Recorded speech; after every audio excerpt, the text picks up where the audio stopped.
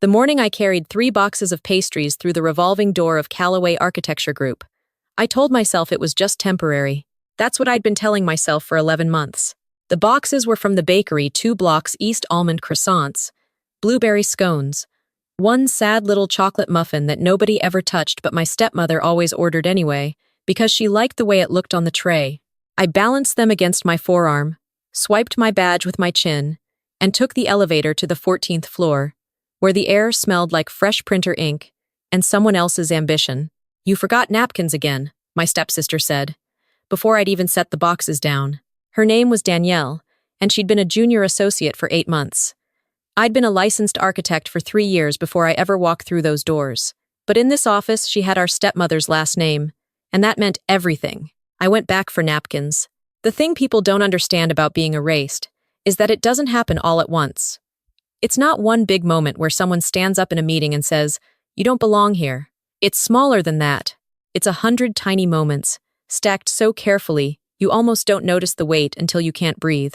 It was the Monday morning when a senior partner, a man named Richard who wore the same blue tie every single day, walked past my drafting table and asked Danielle if she'd finished the Meridian project renders. Danielle had not touched the Meridian project. I had spent 6 weekends on those renders. "Almost done," Danielle said, without looking up. Richard nodded and walked away. I stood there holding a mechanical pencil I'd bought myself in graduate school, the one with my initials engraved on the barrel, and I said nothing. It was the Tuesday afternoon when a new client came in for a consultation, a developer named Mr. Osei, who was building a mixed-use complex on the east side of the city, and my stepmother, whose name was Patricia, and who ran this firm with the precision of someone who had spent 30 years making sure the right people got the credit, introduced me as our administrative coordinator. My actual title was associate principal. I had a master's degree in architecture from Cornell. I had won a regional design award at 27. I had drafted the proposal that brought the Callaway firm its largest contract in a decade. "Nice to meet you," Mr. Osei said, and shook my hand, and I smiled and said, "You too, because what else do you do?" I went back to my desk and kept working. Here is what nobody in that office knew about me. Here is the thing I had been quietly, carefully, patiently building for 11 months while I fetched almond croissants and reprinted documents that weren't mine and answered to a title that belonged to someone 20 pay grades below me.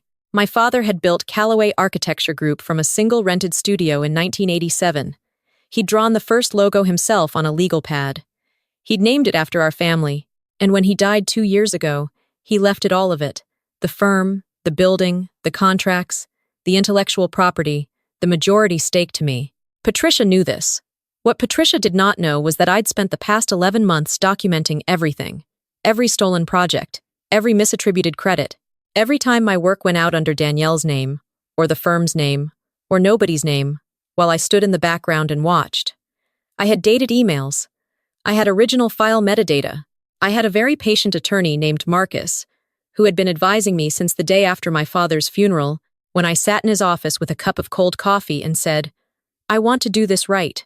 I want it to be airtight." Marcus had said, "Then we wait." I waited. On the last Thursday of October, Patricia called a company-wide meeting in the main presentation room. 42 people crowded around the long glass table and along the walls. I stood near the window because there weren't enough chairs, which nobody seemed to notice except the intern named Colby, who caught my eye and then immediately looked away. Patricia stood at the head of the table in a cream blazer she'd had since 2019. She had the kind of composure that comes from never having had to question whether you belong somewhere. "I'm pleased to announce," she said, "that we've been selected as the lead design firm for the Hargrove Cultural Center project, a $17 million contract. This will be the most significant commission in the firm's recent history." Everyone applauded. Danielle, sitting 2 seats from Patricia's right hand, smiled like she'd already decided which part of the credit she would take. I had written the proposal for the Hargrove Cultural Center 3 months ago, 87 pages. I had the original draft on my personal hard drive. I had the version history. I had the email I sent to Patricia at 11:43 on a Wednesday night with the subject line, "Hargrove Final Submission Draft. Please review." She had never replied. "Danielle led this effort," Patricia said, "and we're incredibly proud of her vision." I felt something move through me. It wasn't rage, exactly. It was quieter than that. It was the feeling of a door closing, gently but permanently, on the version of myself that had been waiting for someone to notice. I was done waiting. I slipped out of the meeting room before the applause finished. I walked to my desk. I picked up my phone and sent 2 texts. One to Marcus, which said simply, Thursday, and one to a man I'd been married to for 14 months, whose name was Garrett, and whose presence in my life I had kept completely separate from this office for reasons that were about to become very clear. The text to Garrett said, Tomorrow, bring the paperwork. He replied in under a minute, already in my bag. I went home that night and slept better than I had in almost a year. The next morning, I arrived early. I made coffee, real coffee, from the good machine nobody used because they said it was too complicated, and I sat at my desk and I worked. I reviewed contracts. I cross-referenced file logs. I compiled a folder on my laptop that contained everything, organized chronologically, labeled clearly, the kind of documentation that makes an attorney smile. Danielle arrived at 9:15 with a green juice and new shoes. Can you pull the Hargrove files for me? She said, not looking up from her phone. I have a call with their board this afternoon and I need to look like I know what I'm talking about. I looked at her for a moment. The files are in the shared drive, I said, under my name. Folder marked Hargrove NC Original. NC as in my initials. She glanced up then. Something flickered across her face. Not guilt, exactly, but the awareness of it. Just send them to me, she said, and went to her office. I didn't send them. Around 10:30, Patricia walked past my desk with a client I didn't recognize. A woman in her 50s with a dark blazer and reading glasses pushed up into her hair. They were moving toward the conference room. And this is our general workspace, Patricia was saying. Our team is small but incredibly talented. Danielle, our lead associate, will be presenting shortly. What about her? The woman said, nodding toward me. Patricia paused. There was a half-second of something I recognized: the mental shuffle, the recalculation, the split-second choice about what to say. She handles our project coordination, Patricia said smoothly. Keeps everything running. The woman in the blazer looked at me with the steady, evaluating look of someone who has spent decades reading rooms. What's your background? She asked me directly. Architecture, I said. Master's from Cornell. I designed the Hargrove Cultural Center proposal that was submitted last quarter. The silence that followed was brief but loud. Patricia's smile didn't move, but something behind her eyes did. We should get to the conference room, she said, touching the woman's elbow. Danielle's waiting. They moved on. I turned back to my screen. At 11:47, the elevator opened, and Garrett walked in. I should describe Garrett, not because his appearance matters the way people sometimes assume it does in stories like this, as if the point is the man and not the moment, but because of what happened when he walked through that door. He was wearing a gray suit he'd bought for a board meeting 6 months ago. He carried a leather portfolio under one arm. He looked like what he was, the CEO of Callaway Capital Group, the private equity firm that had, as of 48 hours ago, finalized the acquisition of Callaway Architecture's outstanding shares. The shares Patricia had been quietly trying to consolidate for 2 years, not knowing that I had been the one holding the controlling interest the entire time. He walked past the front desk, and the receptionist stood up, because she recognized him. He had been in the news last month. His firm's name was on 3 buildings in this city. I'm here to see my wife, he said. The office went quiet the way offices go quiet when something important is happening, and everyone knows it, but nobody knows exactly what. Patricia came out of the conference room. She saw Garrett. She saw me standing up from my desk, walking toward him. She saw the way he handed me the portfolio without a word, because we had already talked through everything, because this wasn't a performance, it was a procedure. What is this? Patricia said. Her voice was controlled, but I could hear the seam in it. This is the documentation of the acquisition, I said.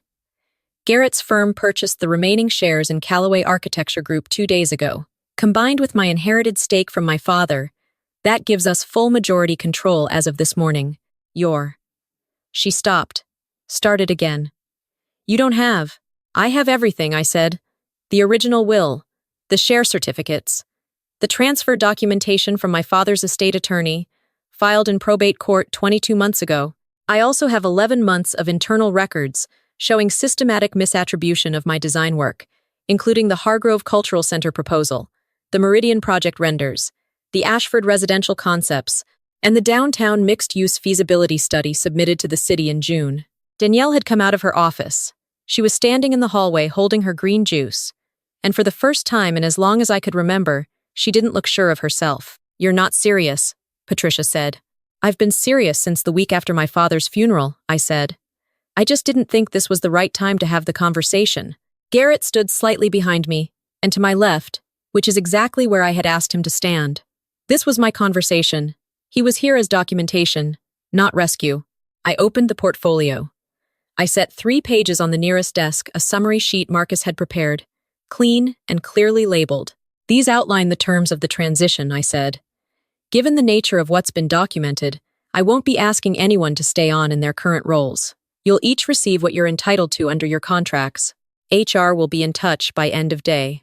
Patricia looked at the papers. She looked at me, and I watched something move across her face, that I didn't feel any particular satisfaction about it. Was the look of someone realizing that the person they'd spent a year making invisible had been watching the whole time. "You planned this," she said. "My father built this firm," I said. "I plan to protect it." The woman in the dark blazer, who had never actually left who had, I realized, been standing in the doorway of the conference room this entire time, let out a quiet breath that might have been the beginning of a laugh. Patricia left without another word. She picked up her bag from her office and she left, and I watched her go. And I felt not triumph, but something steadier than that. Something like solid ground. Danielle stood in the hallway for another moment. "I didn't know it was yours," she said. "The Hargrove proposal." "Mom told me." "I know what she told you," I said. "I don't think you're a bad person, Danielle. I think you were given something that wasn't yours and you took it because someone you trusted said it was okay." I paused. "That's a conversation for you and a therapist. Not for me." She looked at me for another beat, and then she left too. The office was quiet. 42 people were doing that specific kind of not looking. That means they are very much looking. Colby the intern had pressed himself against the far wall and appeared to be reconsidering his career choices. Garrett touched my shoulder, just briefly. "You okay?" he said quietly. "Yeah," I said. And I was. That was the thing that surprised me most. Not the execution of the plan, not the paperwork, not even the look on Patricia's face. It was how okay I actually felt. Not electric, not vindicated, not the way revenge stories are supposed to feel. Just clear, like a window after rain. I picked up the portfolio and walked to what had always been, legally and rightfully, my office, the corner one with the windows that looked east, the one Patricia had moved into the week after my father died, and I hadn't said anything about because I wasn't ready. Not yet. I set the portfolio on the desk. I sat down in the chair. I looked at the city through the glass. The woman in the dark blazer knocked on the open door. Up close, she had sharp eyes and the kind of stillness that suggested she had seen a great deal and been surprised by very little of it. "Eleanor Voss," she said. "Hargrove Foundation board chair." She extended her hand. "I came today because I wanted to understand why the proposal we received was so extraordinary. Now I think I do." She tilted her head slightly. "I'd very much like to actually speak with the architect." "I have time," I said, and shook her hand. Later, much later, after Marcus had come and gone, after the HR director had been on 7 phone calls, after Garrett had brought me terrible vending machine coffee, because neither of us had eaten since breakfast, I sat alone in the corner office and thought about my father. He used to say that the most important thing in architecture was understanding load-bearing structures. Not the decorative elements, not the surface material, the bones, the parts of a building that hold everything else up without anyone ever looking at them directly. "That's where the real work is," he used to say. "In what you can't see." I thought about 11 months of early mornings and late nights. I thought about every render, every proposal, every calculation I'd done quietly, while other people put their names on the surface of things.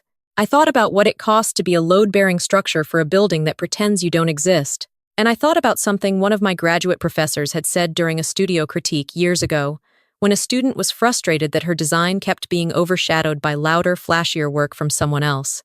"Build it correctly," the professor had said. "The structure that's built correctly is the one still standing when everything else comes down." I had built it correctly. I picked up my pencil, the one with my initials on the barrel, the one I'd had since graduate school, and I opened the Hargrove file on my screen. The real one, the one with my name on every page, and I got back to work. Because the building still needed to be built, and now I was the one who got to build it. If you've ever felt like the load-bearing wall that nobody acknowledges the one doing the real work while someone else takes the credit, I want you to know something. You are not invisible.